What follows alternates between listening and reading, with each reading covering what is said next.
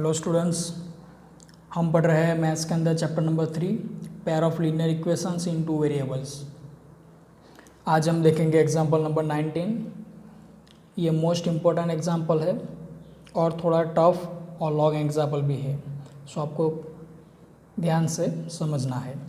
First of all question read करते हैं।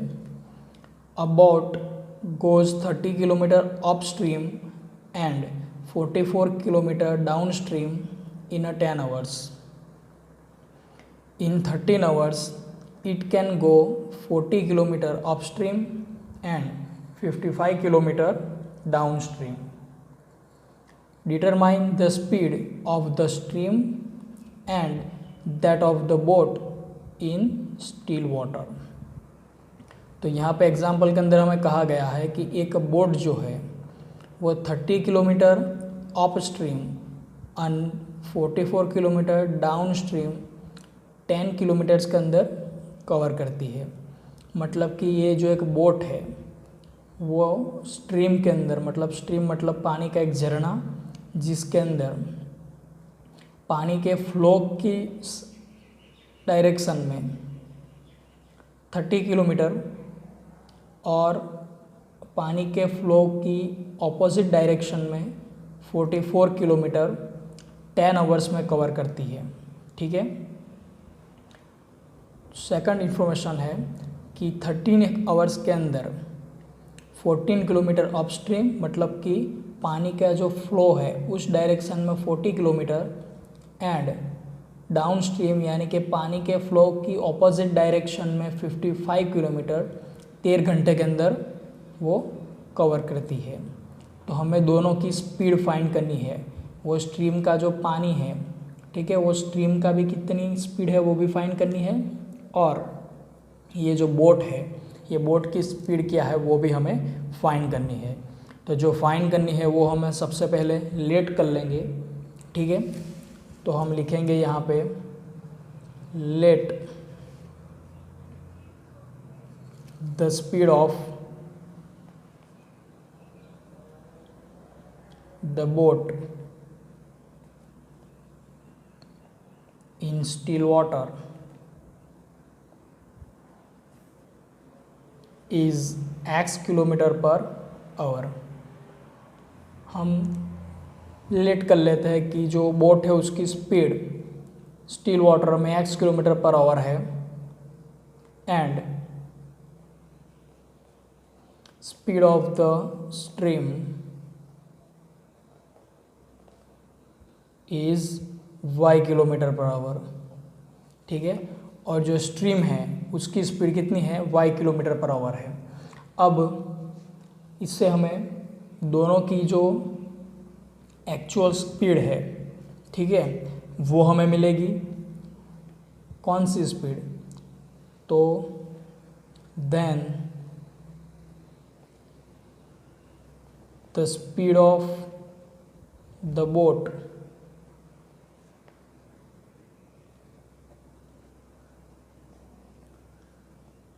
Downstream is equal to x plus y kilometre per hour and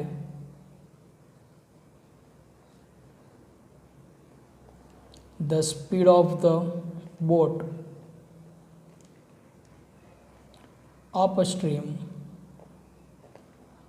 is equal to x minus y kilometre per hour, ये हमें मिलेगी। ठीक है। ऐसा क्यों हो रहा है? तो कि हम प्रैक्टिकली सोचते हैं कि डाउन स्ट्रीम मतलब कि जिस तरफ पानी का फ्लो जा रहा है उसी तरफ बोट भी जा रही है।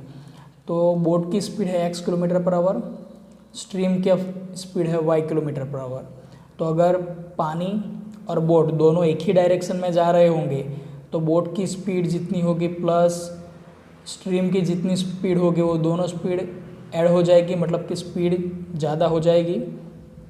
और अगर बोट अपस्ट्रीम जा रही है, मतलब कि पानी का फ्लो लेफ़्ट टू राइट है और बोट राइट टू लेफ़्ट जा रही है, तो उस सिचुएशन में जो बोट की स्पीड है उसके सामने जो स्ट्रीम की स्पीड है वो क्या करेगी, बोट की स्पीड को कम करेगी, रिड्यूस कर देगी, इसलिए x minus y kilometre per hour हम लिखेंगे। अब हम जानते हैं कि अगर स्पीड फाइंड करनी हो तो उसके लिए हमारे पास फॉर्मूला है, speed is equal to distance upon time, right. Speed कभी भी अकेली नहीं आती, उसके साथ डिस्टेंस आता है और टाइम, इसका रेशियो हमेशा साथ में आता है। हमारे पास स्पीड फाइंड करनी की है जो हमने एक्स और वाई लेट की हुई है, और बोट की डाउन स्ट्रीम और अप स्ट्रीम में कितनी स्पीड है वो हमने ऑलरेडी फाइंड कर ली है। अब डिस्टेंस कितना कवर किया है बोट ने वो भी हमें क्वेश्चन के अंदर गिवन है, लेकिन हमारे पास टाइम गिवन नहीं है कि कितने टाइम में वो बोट इतना किलोमीटर का डिस्टेंस कवर कर रही है। तो इसके लिए हमें क्या फाइंड करना पड़ेगा, यहाँ पे first of all time find करना पड़ेगा। तो यहाँ पे टाइम इज इक्वल टू हमारा फॉर्मूला बनेगा डिस्टेंस अपॉन स्पीड, ठीक है। स्पीड कौन सी, तो कि डाउन स्ट्रीम की जो स्पीड है वो अप स्ट्रीम की जो स्पीड है वो। तो अब हम यहाँ पे लिख सकते हैं कि इन फर्स्ट केस के अंदर जब when the boat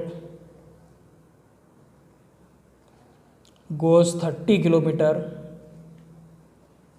upstream,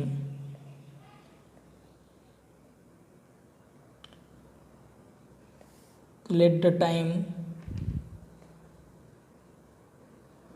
taken in hour is t1, then जब बोट 30 किलोमीटर की स्पीड से 30 किलोमीटर का डिस्टेंस अप स्ट्रीम में यहाँ के पानी के ऑपोजिट डायरेक्शन में कवर करेगा तब वो कितना टाइम लेगा, तो टाइम मिलेगा t1 is equal to distance upon speed. Distance है हमारा 30 किलोमीटर और अप स्ट्रीम की स्पीड है हमारी x माइनस वाई, सो x माइनस वाई हमें मिलेगा। सिमिलरली जब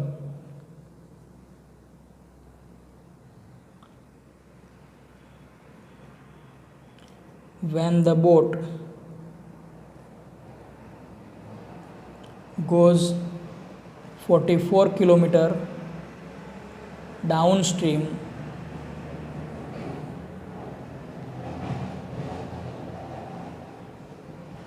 let the time taken in hour is t2, then जब बोट 44 किलोमीटर का डिस्टेंस डाउन स्ट्रीम के फॉर्म में फ्लो में कवर करेगा तब कितना टाइम लगेगा, तो टाइम लगेगा t2 is equal to 44 kilometre और डाउन स्ट्रीम में इसकी स्पीड है x प्लस वाई, तो टाइम लगेगा तब 44 अपॉन x प्लस वाई जितना, ठीक है। तो यहाँ पे दोनों का टोटल मिला के टाइम कितना होगा t1 plus t2 is equal to, हमें क्वेश्चन में दिया है कि 30 किलोमीटर अपस्ट्रीम और 44 किलोमीटर डाउन स्ट्रीम कवर करता है वो 10 आवर्स के अंदर, so t1 plus t2 is equal to 10, ये हमें दिया हुआ है। सो देयरफॉर हमें इक्वेशंस मिलेगा 30 upon x minus y plus 44 upon x plus y, 30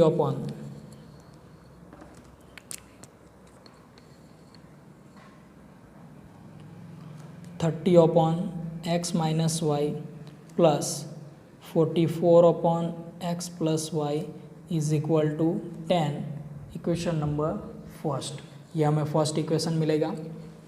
उसी प्रकार सेकंड जो हमारे पास केस है, इन सेकंड केस के अंदर हमें गिवन है कि 13 आवर्स के अंदर boat 40 kilometre upstream and 55 kilometre downstream cover करती है, ठीक है। तो in a second case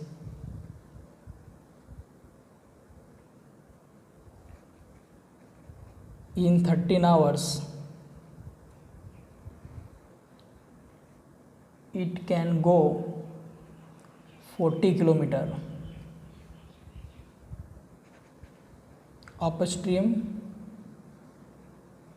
and 55 kilometer downstream. ठीक है, तो उससे हमें नए इक्वेशंस मिलेंगे 40 upon x minus Y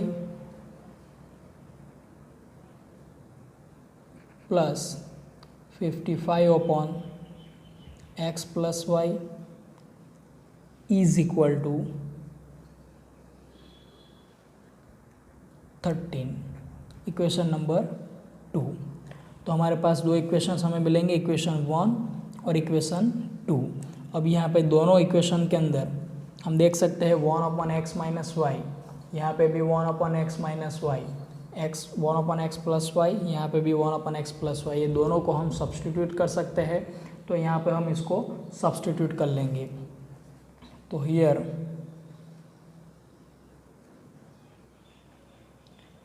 in both equation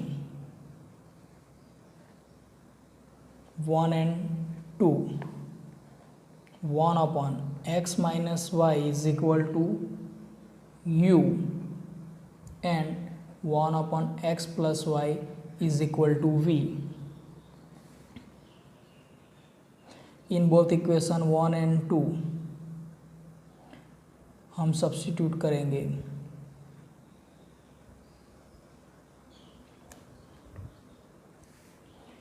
तो हमें नया इक्वेशंस मिलेगा 30u plus 44v is equal to 10 और दूसरा इक्वेशन हमें मिलेगा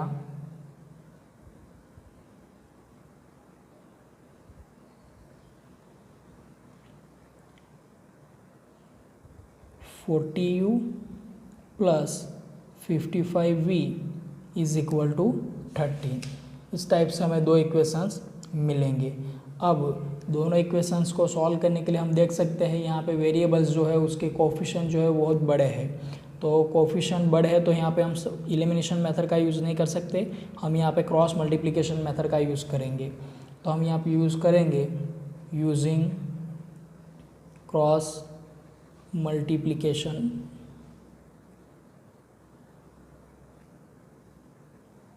मेथड। तो क्रॉस मल्टीप्लिकेशन मेथड का यूज़ करने के लिए फर्स्ट ऑफ ऑल हम ये बोथ इक्वेशन जो है हमारे equation number 3, equation number 4, both equation को हम स्टैंडर्ड फॉर्म में लिखेंगे।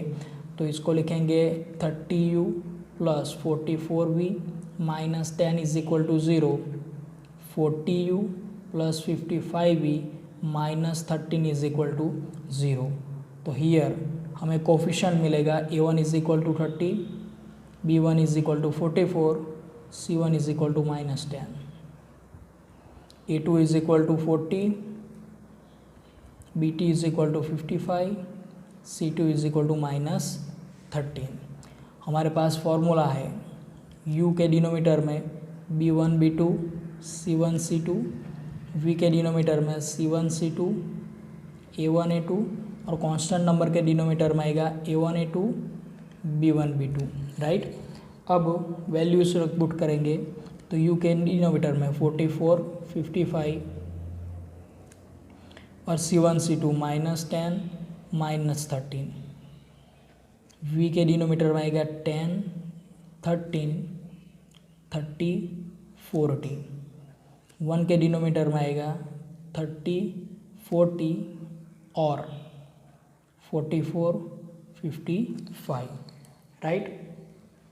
अब यहाँ पे क्रॉस मल्टीप्लिकेशन करते हैं तो u के डिनोमीटर में आएगा 44 into minus 13, 44 into minus 13 minus 55 into minus 10 is equal to v के डिनोमीटर में आएगा minus 10 into 40 minus 13 minus 30 is equal to 1 के डिनोमीटर में आएगा 30 इंटू 55 माइनस 40 इंटू 44, राइट।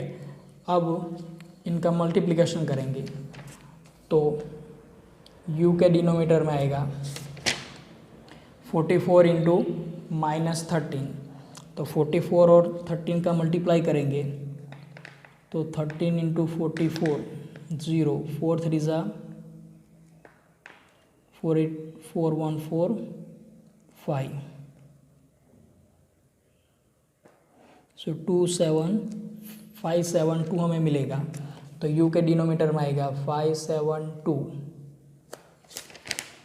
और यहाँ पे माइनस है, so minus 5 7 2, minus minus plus 5 5 into 10, so minus minus plus 5 5 0 plus 5 5 0 is equal to v के डिनोमीटर में आएगा 40 इंटू 10 माइनस 4 0 0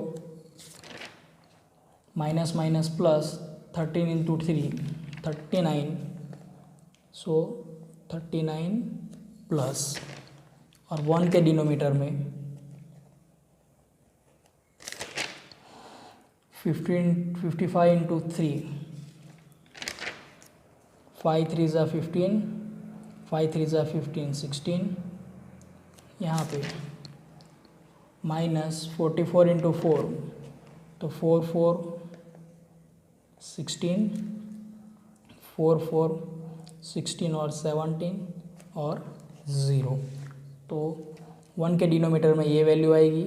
सो u के डिनोमीटर में माइनस 5 7 2 प्लस 5 5 2, तो ये हमें मिलेगा minus 22 is equal to v के डिनोमीटर में हमें दोनों में से माइनस होगा तो 10 और 1 के डिनोमीटर में हमें मिलेगा माइनस 1 1 0। तो अब ये u वेरिएबल को हम लिखेंगे 1 अपन 1 1 0 के साथ एंड v अपन माइनस 10 को हम लिखेंगे 1 अपन 1 1 0 के साथ। So u is equal to minus 22 upon minus 1 1 0 and v is equal to minus 10 upon minus 1 1 0, तो minus minus minus minus both side cancel. So u is equal to 22 upon 1 1 0, तो 22 into 5 हमें मिलेगा 5, तो u is equal to 1 upon 5 and v is equal to 10 into 11 1 1 0, so 1 upon 11। तो यहाँ पे u की value हमें मिलेगी 1 अपॉन 5, v की वैल्यू 1 अपॉन 11, बट हम जानते हैं v नो डैट क्या कि u इज इक्वल टू हमने लिया है यहाँ पे क्या सब्स्टिट्यूट किया है, u is equal to 1 upon x minus y है 1 upon x minus y and v is equal to what, तो v is equal to 1 upon x plus y है। तो दोनों की वैल्यू यहाँ पे पुट करेंगे तो 1 upon 5 is equal to 1 upon x minus y and 1 upon 11 is equal to 1 upon x plus y. So 1 upon x minus y x minus y 1 के साथ मल्टीप्लाई 5 1 के पास मल्टीप्लाई क्रॉस मल्टीप्लिकेशन कराएंगे यहाँ पे, तो x minus y is equal to 5 and यहाँ पे भी cross multiplication x plus y is equal to 11। तो हम देख सकते हैं कि यहाँ पे हमें x और y की वैल्यूज़ की जगह पे क्या मिल रहा है, सॉल्यूशंस की जगह पे दो इक्वेशंस मिल रहे हैं। तो फर्स्ट हम फिर से वापस दोनों इक्वेशंस को सॉल्व करेंगे। तो इक्वेशन नंबर हम इसे दे देंगे 5 और इसको दे देंगे 6। दोनों के अंदर हम देख सकते हैं वेरिएबल्स प्लस माइनस है, y वेरिएबल और कोफिशिएंट 1 है सबका। तो